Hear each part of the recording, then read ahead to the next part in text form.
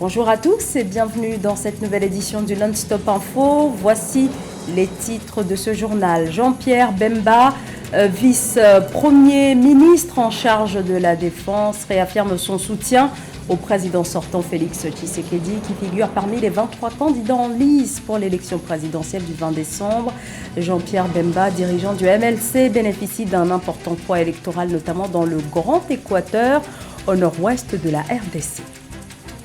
La 9e édition du Forum international de Dakar sur la paix et la sécurité en Afrique s'est clos ce mardi à Diamniadio après 2 jours de discussions largement dominées par la progression du terrorisme en Afrique de l'Ouest, mais aussi par l'instabilité institutionnelle. Nous ferons le point dans ce journal. Puis le bilan de la table ronde de la CEMAC à Paris, 104% de promesses de financement obtenues pour le financement des 13 projets instigateurs, intégrateurs qui concernent l'ensemble de la sous-région Afrique centrale. Un front commun face aux pressions étrangères. Le Mali, le Burkina Faso et le Niger souhaitent rendre opérationnelle leur alliance créée en septembre 2023.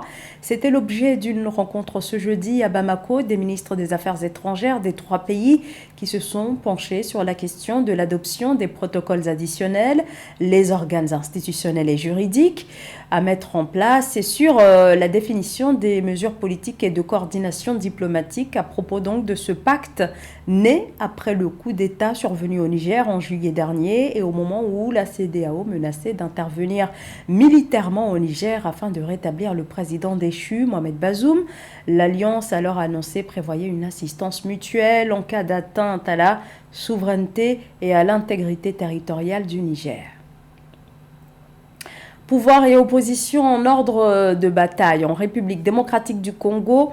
À 20 jours des élections, dont le très attendu scrutin présidentiel, la campagne bat son plein, notamment pour le président sortant Félix Tshisekedi qui brigue un second mandat.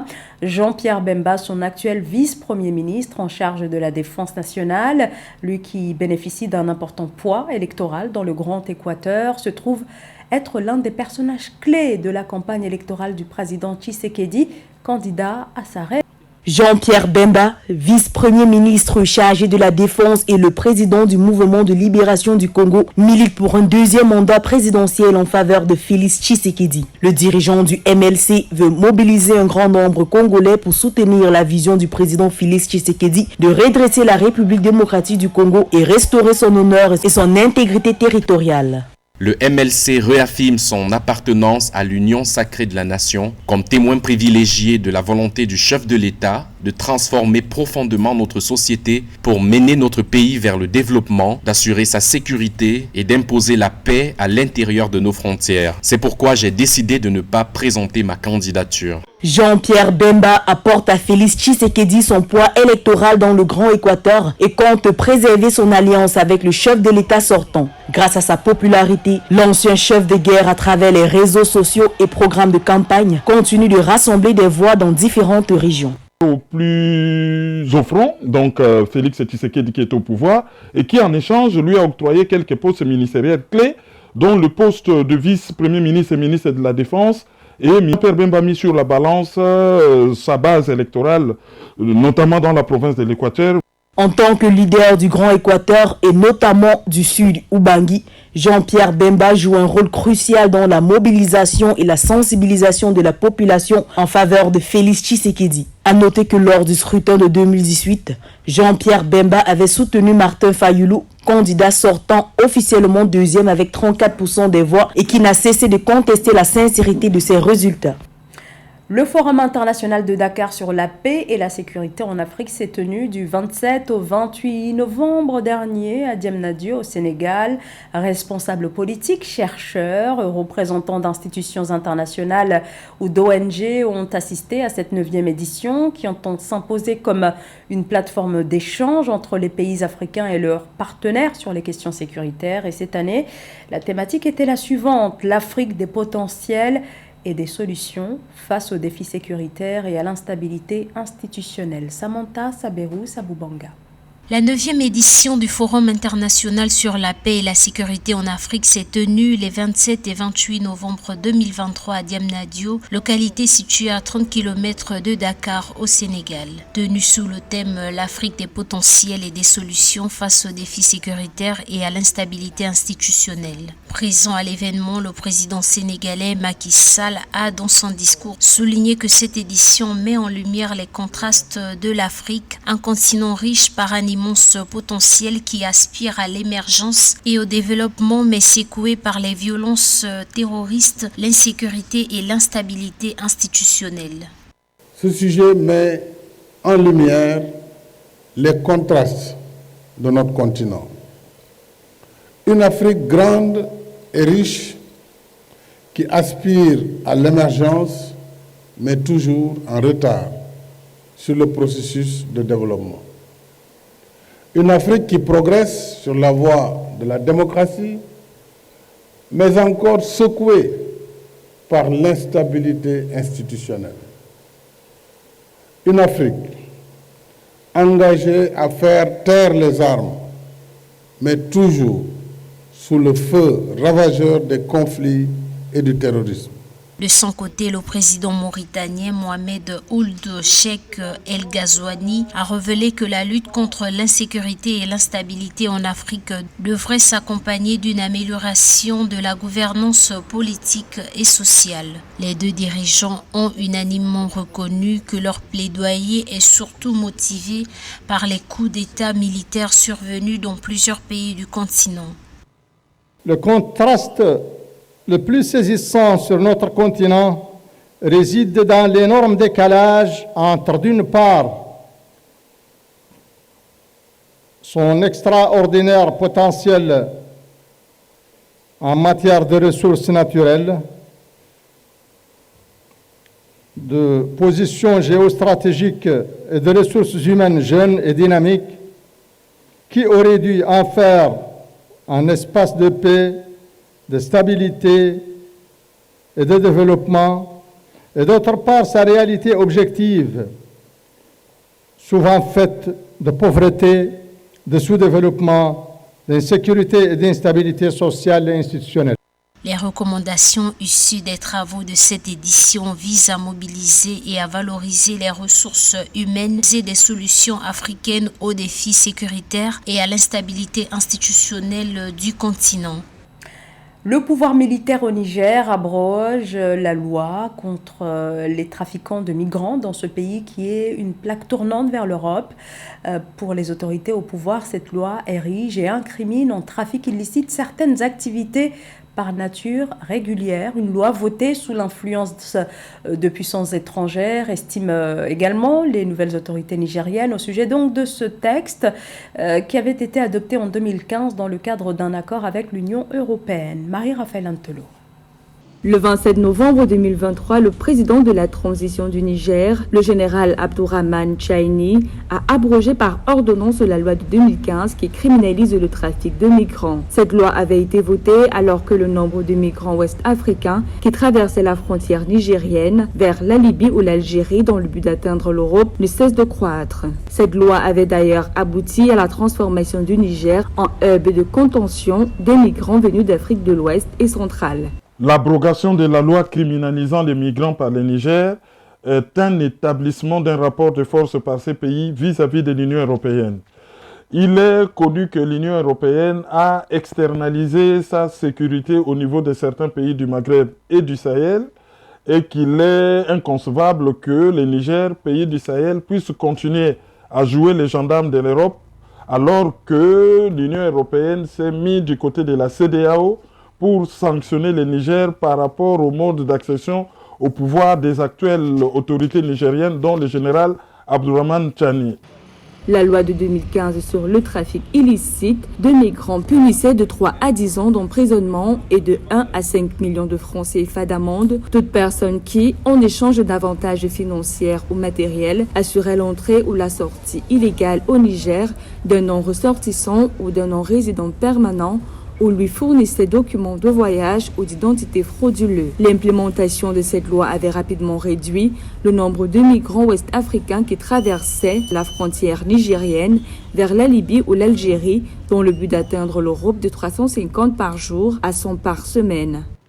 Donc cette mesure, c'est une mesure de rétorsion à la fois, mais un moyen de pression pour obtenir des négociations avec un élément qui peut amener l'Union européenne à assouplir sa position vis-à-vis du Niger. D'après des experts du phénomène migratoire, l'abrogation de la loi pourrait faire prospérer de nouveau l'économie autour des migrations, qui avait été une source de revenus après l'effondrement du tourisme dans la région septentrionale d'Agadez, stoppée net par la loi de 2015. Rappelons que le Niger est le principal pays de transit situé à la lisière sud du désert du Sahara, un lieu stratégique pour migrer vers l'Europe. Une table ronde de la CEMAC, la communauté économique et monétaire de l'Afrique centrale, s'est tenue jusqu'à ce mercredi à Paris, comme pour le premier programme des projets intégrateurs prioritaires. La Banque de développement des États de l'Afrique centrale s'est engagée à participer au financement des 13 projets de la sous-région. Et pour ce faire, la BDEAC a annoncé lors de cette rencontre à Paris son intention de débloquer un important fonds. Reportage Lizelsi Akizimana. La BDEAC, Banque de développement des États de l'Afrique centrale, va soutenir 10 des 13 projets de la CEMAC, la communauté économique et monétaire de l'Afrique centrale. Un financement de 695 milliards de francs CFA sera ainsi mobilisé pour contribuer à l'intégration économique régionale, au développement durable ainsi qu'à l'amélioration de la qualité de vie des populations. Il faudra que les États qui sont concernés par les projets nous adressent des demandes de financement et nous allons dérouler la procédure qui est la nôtre afin que nous puissions commencer les décaissements. La BDEAC entend assurer une couverture totale des 6 pays de la CEMAC, développement des transports, renforcement de la production de l'énergie électrique, promotion du marché unique pour renforcer l'intégration commerciale ou encore diversification économique sont autant de projets prioritaires auxquels la BDEAC souhaite contribuer. Si nous travaillons avec détermination et entrain au développement de l'Afrique, en préservant nos valeurs intrinsèques, alors nous pourrons donner des raisons d'espérer à notre jeunesse, faire de lance de notre avenir. Ici, c'est un message d'espoir que nous donnons notamment à notre jeunesse, à nos peuples de manière générale et à la jeunesse plus particulièrement. Rappelons que la table ronde pour le deuxième programme des 13 projets intégrateurs prioritaires de la CEMAC s'est tenue à Paris les 28 et 29 novembre. Une opération qui a mobilisé des promesses de financement d'un montant total de plus de 9 milliards d'euros. Le manque d'oxygène médical en Afrique, la problématique a été plus que jamais mise en lumière lors des afflux massifs de patients dans les structures de santé durant la pandémie de Covid-19. Le manque d'accès à l'oxygène met en danger de nombreuses vies. C'est notamment le cas en République démocratique du Congo où se développent néanmoins quelques initiatives comme cette unité de production d'oxygène médical qui vient d'être inaugurée dans un hôpital général du Congo central. Marie-Raphaël Antolo. République démocratique du Congo, les autorités gouvernementales ont procédé le 27 novembre 2023 à l'inauguration de la toute première usine de production d'oxygène médical dans la zone de Kimpese, dans la province du Bas-Congo. D'après l'exécutif congolais, l'implémentation de cette usine est une matérialisation de la couverture santé universelle initiée par le chef de l'État pour rendre l'oxygène médical plus accessible dans le pays. En effet, selon les résultats de l'enquête menée en 2018 par l'école de santé publique de Kinshasa, seuls 6% d'établissements de soins disposaient d'oxygène médical dans ce pays d'Afrique centrale. Je salue les efforts fournis par le ministère de la Santé publique, Hygiène et Prévention afin de matérialiser cette vision. En l'espèce ici, en concrétisant sa feuille de route visant en première ligne la production de l'oxygène médical, ciblant au moins une unité de production par province d'ici l'an 2025. Je tiens ici à attirer l'attention du personnel médical sur le fait que l'oxygène médical reste un médicament. Dans ce contexte, son administration requiert une certaine expertise. Cette usine d'une capacité de production journalière de 50 litres vient remédier à la pénurie de l'oxygénothérapie au Congo central. Elle pourra desservir toutes les formations sanitaires du Kimpese et ses environs.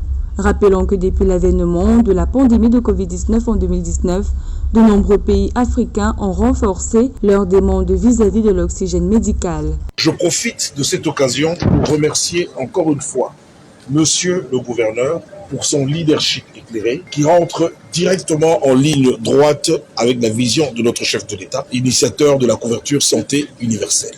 Notons que cette première usine d'oxygène au Congo central est le fruit du partenariat entre le ministère national de la Santé publique et l'organisation américaine Clinton Health Access Initiative et l'UNITAID. Ce journal a été préparé par l'ensemble de la rédaction. Merci à vous tous de nous avoir suivis. Restez avec nous sur Africa 24. L'actualité continue.